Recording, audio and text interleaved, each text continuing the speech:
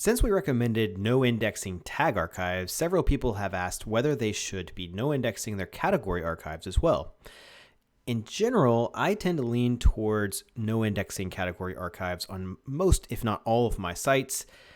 And I think that for most people, it's probably a good thing to go ahead and no index. However, there are a few considerations, and you may want to consider keeping your categories indexed, especially if you don't have very many. So if you have 5 to 7 categories, or maybe even 10, it's probably not even worth really considering.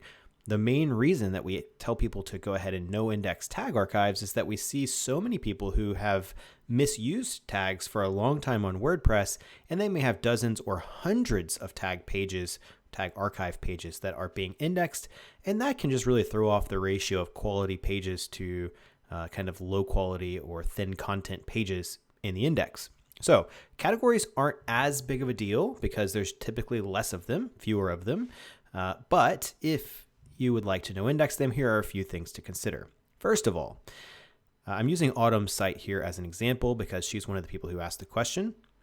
And in this case, you can see when we do a search for Autumn's brand, we get site links. It is very common for Google to pull categories as site links. So you want to check and see if the categories are being pulled here. You can see in this case, weddings is getting pulled as in one of the category pages. If we click that, it's going to take us to the category archive for weddings. Family, however, is the actual family page, and then engagement is the engagement page. So 2 of these are actual Cornerstone pages, and one of them is a category archive. Probably the weddings is a category archive because the homepage is the Cornerstone for weddings, and Google is pulling in that extra category. Now, in this case, I don't think I would want people to click this and go to the category archive for weddings. I want them to click my homepage. So it would make sense to no index this because it's really going to lead people down the wrong path in this particular case. That being said, if you have really good site links that are using categories, that may be a reason to consider keeping them. Let's go ahead and look at a few other things. So that's the wedding archive here, but I think I went ahead and pulled up, we'll just look at this one, the family archive. If you can see here on the sidebar, we have several kind of top level categories. If you click any of these, it's just taking you to the category archive for each of these things. Now, this makes sense on a blog archive. It's basically helping you find more blog content that's similar to what you're on or different based on one of these categories. If you have this kind of sub navigation with categories, it may be a reason to consider keeping them indexed. Potentially, depends on what you're doing. Now, in this particular case, we can see that the title for this page is Families Archives, Autumn Howell Photography. I guess this is an H1, but if not, the main heading of this page is just Category Archives, Families. And then it just jumps straight into the actual archive, which are abbreviated versions of these posts, and then it has a standard sidebar. Now, if you want to keep category archives and you want to use them as a sub-navigation and you don't have Cornerstone pages, one thing I would recommend is going ahead and optimizing the titles for these category archives. Now, in Yoast, you can easily do this. You can just go into a particular category and you should have the Yoast meta box, the editor there, where you can edit the title and meta description for a category archive. So I would at least recommend doing that. And then some themes or builders will let you create a custom template for a category archive. So for the families archive, we could go ahead and insert some content at the top that talks about our family offering, pricing, and essentially you're just turning your category page into a piece of Cornerstone content at that point.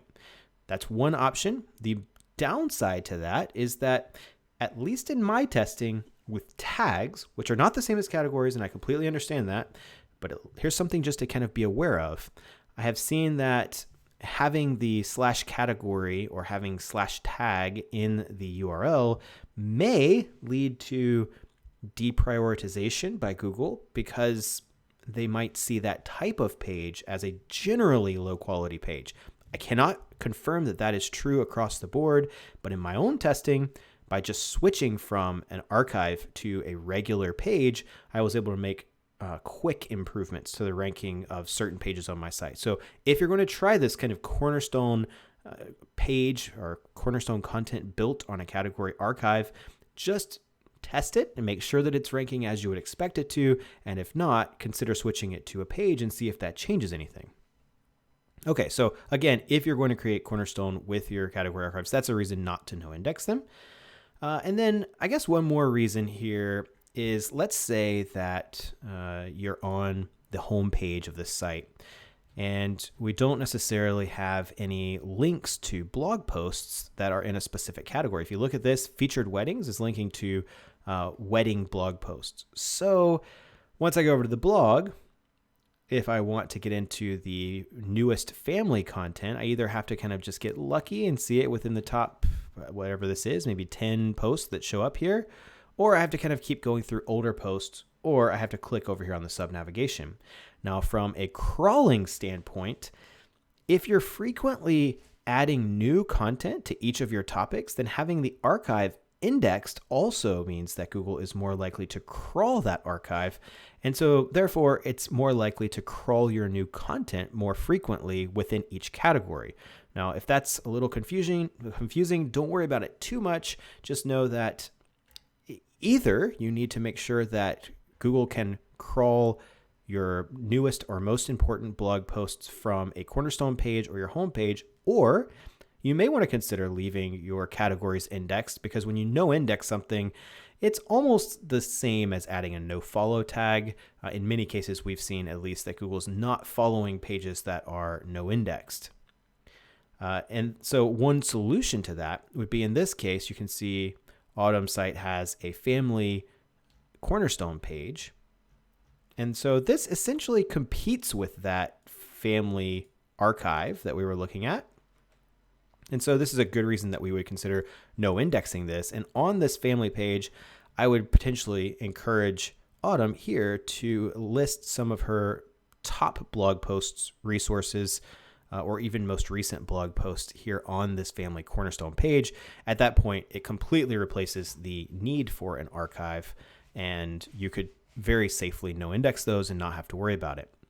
All right, so I'm going to give you one more tip here on whether you should no index category archives, and this will also apply to whether you should no index tag archives. You can go into Search Console and then just go in here to new. This is going to be a filter. So you're going to new filter and you're going to add a page filter, and then you're going to use URLs containing, in this case, we're going to look for categories. So all categories in this particular site setup, if you're on WordPress, your categories are always going to have category in them by default. Now, you could potentially change that depending on your permalink settings, and other platforms may be slightly different, but usually there will be some sort of pattern in the permalinks that you could use to filter these out. So we're going to click apply. And now we can go over to pages and we can see all of the categories that are receiving impressions. And we can see in this case, the wedding category has actually received 5 clicks. In this case, we can look and see, click on that, and it's going to filter it out to that specific URL. And then we can go back to queries and look at this. 3 of those, which are the only 3 that are registering on this report, came from a brand search, which means they probably clicked on that site link. Again, here I feel very comfortable going ahead and no indexing this because nothing else is getting meaningful impressions or clicks compared to the site traffic here. We could also go ahead and look at the same thing, do a page filter for tag. Let's just put this in here so it will hopefully not use anything. Sometimes the words may have tag in them. That's why I put the slashes there. So these are all the tag archives. You can see 0 clicks across the board here. I believe Autumn already had her tag archives no indexed, but in your case, you may find that some tags are getting meaningful impressions and clicks. I've seen 30, 40, 50 clicks a month on tag archives. And in those cases, what you want to do is create a page, a new page or post that is targeting the term that those tag archives are getting impressions for. So again, you can click them to filter, click over to queries. You can see in this case, it's just 1 query, but if it were getting 30 or 50 clicks, you might have dozens of queries here. Look for the patterns, look for the topic that that tag archive is ranking for, and then just go ahead and replace that tag archive with a new piece of content in a blog post or a page. And then you want to redirect that tag URL to that new piece of content and then go ahead and no index all of your tags. Hopefully that makes sense. If you have any more questions, I would love to try to answer them for you. Go ahead and leave a comment on this video.